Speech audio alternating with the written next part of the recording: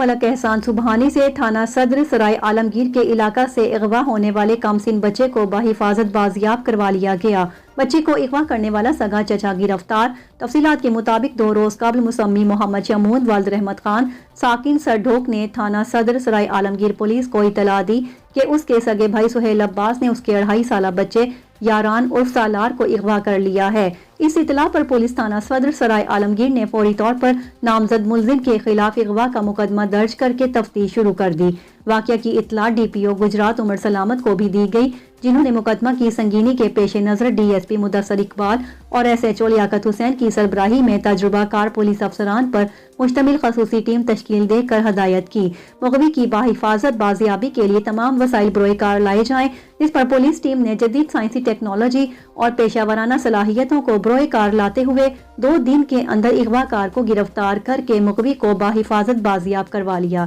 جسے بعد ازاں بخیریت ورثہ کے حوالے کر دیا گیا۔ گرفتار ملزم سہیل عباس نے اعتراف جرم کرتے ہوئے انکشاف کیا کہ قبل ازیں سال 2018 میں اس کی بھابھی مسمات امرین ولایت گھریلو لڑائی جھگڑے کی وجہ سے قتل ہوئی تھی، جس کا مقدمہ ہم 3 بھائیوں اور والد پر تھانہ صدر سرائے عالمگیر میں درج ہوا، جس میں بھائی محمد اشرف خاوند مقتولہ حوالات جوڈیشل بند ہیں،